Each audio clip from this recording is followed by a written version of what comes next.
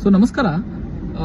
15ನೇ ಹಣಕಾಸಿನ ಯೋಜನೆ ಅಡಿಯಲ್ಲಿ ಕೋಟ್ಯಾಂತರ ರೂಪಾಯಿ ಹಗರಣ ಆಗಿದೆ ಅಂತ ಹೇಳಿ ಟೈಮ್ಸ್ 24x7 ಸುದ್ದಿ ವಾಹಿನಿಯಲ್ಲಿ ಒಂದು ಸುದ್ದಿಯನ್ನು ಪ್ರಸಾರ ಮಾಡಿದ್ವಿ. ಸೊ ಅದಾದ ನಂತರ ಸಂಬಂಧಪಟ್ಟಂತಹ ಮಾನ್ಯ ಸಿಇಒ ಸಾಹೇಬರು ಆಯಾ ತಾಲೂಕು ಪಂಚಾಯಿತಿ ಅಂದ್ರೆ ರಾಯಬಾಗ ತಾಲೂಕು ಪಂಚಾಯಿತಿಯ ಒಂದು ಗ್ರೂಪ್ಗೆ ಆ ಒಂದು ಸಂದೇಶವನ್ನ ಕಳಿಸಿ ಇದನ್ನ ತನಿಖೆ ಮಾಡಿ ಅಂತ ಹೇಳಿರ್ತಾರೆ. ಸೊ ಇದಾದ ನಂತರ ಒಂದು ವಾರದ ನಂತರ ಅರ್ಜಿದಾರನಾದ ನನಗೆ ಅಂದ್ರೆ ಅಮರ್ ಸನದಿಗೆ ಒಂದು ಅರ್ಜಿಯನ್ನು ಬರೆಯುತ್ತಾರೆ. ಅಂದ್ರೆ 15ನೇ ತಾರೀಕಿನಂದು ತಾವು ಬೆಕ್ಕೇರಿ ಗ್ರಾಮ ಪಂಚಾಯಿತಿಗೆ ಭೇಟಿ ನೀಡಿ ತಮ್ಮ ಒಂದು ದಾಖಲೆಗಳ ಸಮೇತವನ್ನು ಭೇಟಿ ನೀಡಿ ತನಿಖೆ ಮಾಡಿ ಅಂತ ಹೇಳ್ತಾರೆ.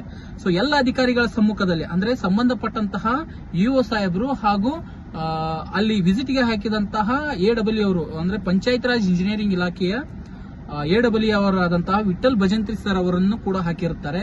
ಸೊ ಎಲ್ಲ ತನಿಖೆಗಳನ್ನ ಮಾಡಿದ ತಕ್ಷಣ ಅಲ್ಲಿ ಫೈಲ್ಗಳನ್ನ ಕೇಳಿದ್ರೆ ಸಿದ್ದರಾಮ್ ಕಾಂಬ್ಳೆ ಅಲ್ಲಿ ಅಂದ್ರೆ ಬೆಕ್ಕೇರಿ ಗ್ರಾಮ ಪಂಚಾಯಿತಿಯ ಪಿಡಿಒ ಅವರಾದಂತಹ ಸಿದ್ದರಾಮ್ ಕಾಂಬ್ಳೆ ಅವರು ಫೈಲ್ಗಳನ್ನ ಕೂಡಿ ಅಂತ ಹೇಳಿದ್ರೆ ಫೈಲ್ಗಳಿಲ್ಲ, 15 ಫೈಲ್ಗಳು ಅಂತ ಹೇಳ್ತಾರೆ. ಹಾಗೂ ಇನ್ನು ಕೆಲವೊಂದು ಫೈಲ್ಗಳು ಇವೆ, ಅದರಲ್ಲಿ ವೋಚರ್ಗಳೇ ಇಲ್ಲ, ಎಂಬಿಗಳ ಪ್ರತಿಯೇ ಇಲ್ಲ, ಕೇಳಿದ್ರೆ ಹಾಗೆ ಬಿಲ್ ಮಾಡಿದ್ದೇನೆ ಅಂತ ಹೇಳಿ ಸ್ಪಷ್ಟವಾಗಿ ಹೇಳ್ತಾರೆ. ಇಷ್ಟೆಲ್ಲ ಹೇಳ್ತಿರಬೇಕಾದ್ರೆ ಸೊ ಸಂಬಂಧಪಟ್ಟಂತಹ ಮೇಲಾಧಿಕಾರಿ ಅರುಣ್ ಮಾಚಕನವರು ಅಲ್ಲೇ ಕುಂತರೂ ಸಹ ಯಾವುದೇ ರೀತಿಯಾದ ಒಂದು ಅವರಿಗೆ ಏನು ಕೂಡ ಹೇಳಲ್ಲ. ಅಂದ್ರೆ ಫೈಲ್ಗಳನ್ನ ಕಳೆದಿದ್ದೇನೆ ಸರ್ ಅಂತ ಹೇಳಿ ಹೇಳ್ತಾರೆ, ಒಂದು ಕಡೆ ಇನ್ನೊಂದು ಕಡೆ ಇದೆ ಅಂತ ಹೇಳ್ತಾರೆ. ನನ್ನ ಒಂದು ಪ್ರಶ್ನೆ, ಬೆಕ್ಕೇರಿ ಗ್ರಾಮ ಪಂಚಾಯಿತಿ ಬಿಟ್ರೆ ಫೈಲ್ಗಳು ಎಲ್ಲಿ ಹೋದವು? ಸೊ ಅಷ್ಟೇ ಅಲ್ಲದೆ ಕೆಲಸಗಳನ್ನ ತೋರಿಸಿ ಅಂತ ಹೇಳಿದ್ರೆ ಕೇವಲ 15 ಫೈಲ್ಗಳನ್ನ ಕೊಟ್ಟು ಕೆಲಸ ತೋರಿಸ್ತಾರೆ.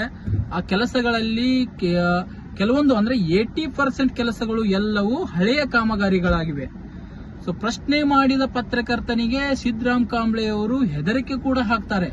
ಏನಂತ ಅಂದ್ರೆ, ನೋಡಿ ಈಗಲೇ ಹಿಂತಕ್ಕೊಳ್ಳಿ, ಇಲ್ಲ ಅಂದ್ರೆ ದೊಡ್ಡವರ ಕಡೆಯಿಂದ ತಮಗೆ ಒಂದು ಬೇರೆ ಒಂದು ಸಂದೇಶ ಬರುತ್ತೆ, ಸೊ ದಯಮಾಡಿ ತಕ್ಕೊಳ್ಳಿ ಅಂತ ಹೇಳಿ ಸಿದ್ದರಾಮ್ ಕಾಂಬ್ಳೆ ಅವರು ಮುಖಾಮುಖಿಯಾಗಿ ಹೇಳ್ತಾರೆ. ಏನಂತ ಅಂದ್ರೆ, ಇದೆಲ್ಲ ಬೇಡ, ಸೊ ಮಾಹಿತಿಯನ್ನ ಹಿಂತಕ್ಕೊಳ್ಳಿ, ಯಾರೇ ಮಾಹಿತಿ ಕೇಳಿದ್ರು ಕೂಡ ನಾವು ಒಬ್ಬರ ಹೆಸರು ಹೇಳಿದ್ರೆ ಅವರು ಸರಿದ್ದಾರೆ, ಸೊ ನೀವು ಕೂಡ ಸರಿರಿ, ನಮ್ಮವ್ರು ಅಂತ ಹೇಳ್ತಾ ಇದ್ದೇನೆ ಅಂತ ಹೇಳಿ ಸಿದ್ದರಾಮ್ ಕಾಂಬ್ಳೆ ಅವರು ಹೇಳ್ತಾರೆ.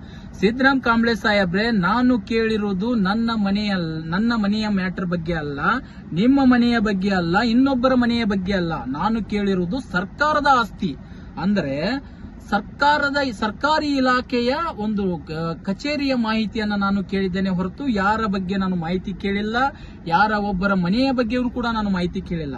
ಸೊ ಸರ್ಕಾರದ ಹಣ ಲೂಟಿ ಆಗ್ತಾ ಇದೆ ಅಂತ ಹೇಳಿ ನಾನು ಪ್ರಶ್ನೆ ಮಾಡ್ತಾ ಇದ್ದೇನೆ. ಸೊ ತಪ್ಪಿತಸ್ಥರಾಗಿದ್ರೆ ಹಣವನ್ನ ಸರ್ಕಾರಕ್ಕೆ ಕಟ್ಟಿಸುತ್ತೇನೆ. ಅಷ್ಟೇ ಅಲ್ಲದೆ ಅದರಲ್ಲಿ ಯಾರೆಲ್ಲ ಶಾಮೀಲಾಗಿದ್ದಾರೆ ಅವರಿಗೆ ಕಠಿಣ ಒಂದು ಕಾನೂನು ಕ್ರಮ ಆಗುವವರೆಗೂ ನನ್ನ ಹೋರಾಟ ನಿಲ್ಲಿಸುವುದಿಲ್ಲ ಅಂತ ಹೇಳಿದ್ದೇನೆ. ಸೊ ಅದಕ್ಕೆ ಸಂಬಂಧಪಟ್ಟಂತಹ ಮಾನ್ಯ ಇಒ ಸಾಹೇಬ್ರೆ, ಸೊ ಪರಿಶೀಲನೆ ಅಂತೂ ಮಾಡಿದ್ದೀರಿ, ಆದರೆ ಇನ್ನು ಕೆಲವೊಂದು ಫೈಲ್ಗಳನ್ನ ಸಿದ್ದರಾಮ್ ಕಾಂಬ್ಳೆ ಅವರು ಕೊಟ್ಟಿಲ್ಲ. ಸೊ ಅಷ್ಟೇ ಅಲ್ಲದೆ 2024ರಿಂದ 25 ಒಳಗೂ ಕೂಡ ಯಾವುದೇ ಫೈಲ್ ಅನ್ನ ತೋರಿಸಿಲ್ಲ.